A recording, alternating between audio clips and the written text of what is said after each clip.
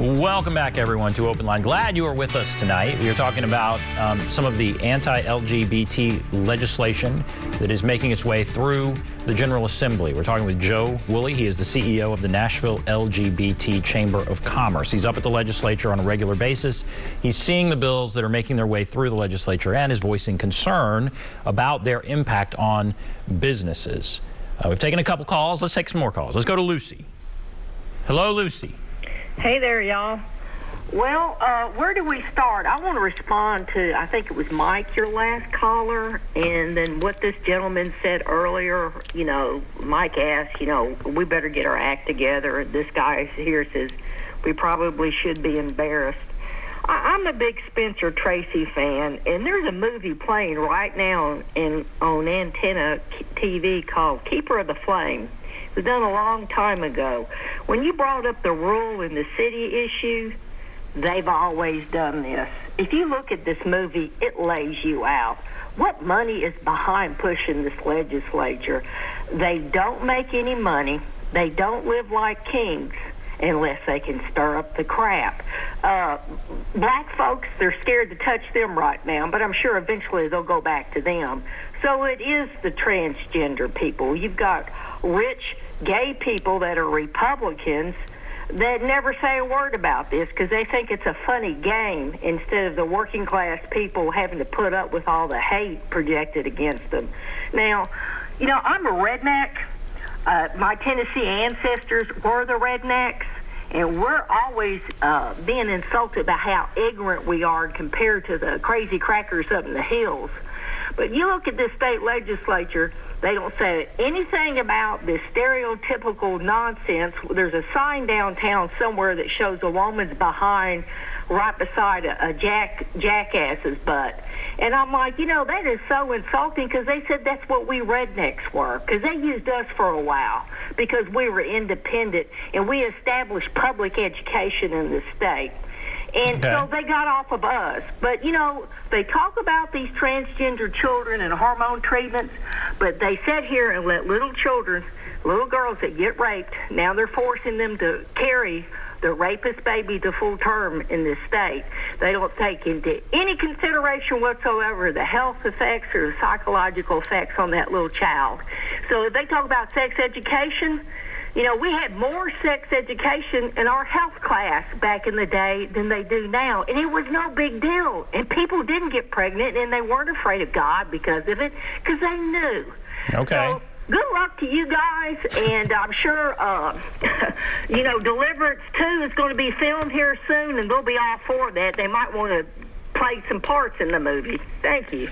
Lucy, my goodness. So a lot there. What do you think of what you heard there? What are your thoughts?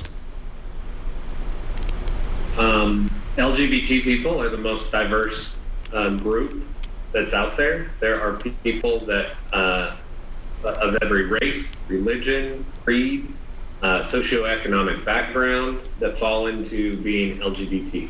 Lesbian, gay, bisexual is sexual orientation. Transgender is gender identity. It affects everybody. I know, redneck gays, and I know rich white gays, and I do think she hit on something. White gay men are often supportive of Republican policies due to fiscal reasons. Let's see, I'm getting political here. The interesting conversations that I have had as CEO of the LGBT Chamber is with gay and lesbian members about these bills that have said things like, why are you working on this issue? Why are we spending political capital on this trans issue? A lesbian member of mine said, I put myself through college playing sports. This is in regards to the athlete bill. I shouldn't have had to have played a man to compete for my scholarship. So to her, I said, stop, you're taking the bait, start where the bill comes from. It starts with discrimination of transgender people.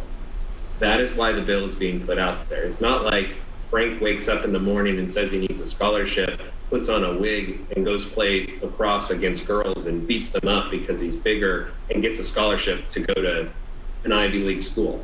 That is not happening. That's what they want you to think transgender people are doing, but that's not what that is.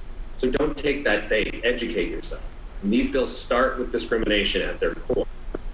To the gays and the lesbians that say we don't need to be spending our political capital on transgender individuals, they're part of our community. It is a different issue than sexual orientation, but they are marginalized and they are part of our community. And every marginalized community should band together, because after they marginalize you, they're going to marginalize you. And everybody's on a list. And right now, transgender folk are at the top of that list. And then I would say the immigrants are a close second. And then you have, Muslims have always been on the list. Black people have always been on the list. Jewish people have always been on the list. Go down your marginalized communities. You are somewhere on that list. And we have to stand together. We have to stand united against discrimination for all. It's interesting. There's a debate even within the community there about expending political capital. That's very interesting. All right, we have they don't see it as their issue. Right. They right. say, why are you doing this? I don't see this as an issue. I don't understand that topic. That's where we say we have so much education to do on transgender issues, gender identity, not just with the rural Republican that's never talked to somebody and wants to talk to a transgender person and wants to discriminate against them. We have inner city gays and lesbians that don't understand it.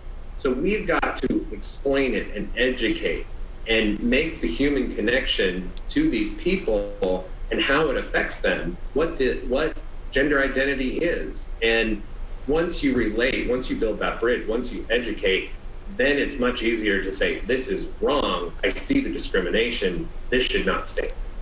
Very interesting. Okay, we're going to take a break. Come back, take more calls if you want to call in. There's the number. Take a break. Be back right after this.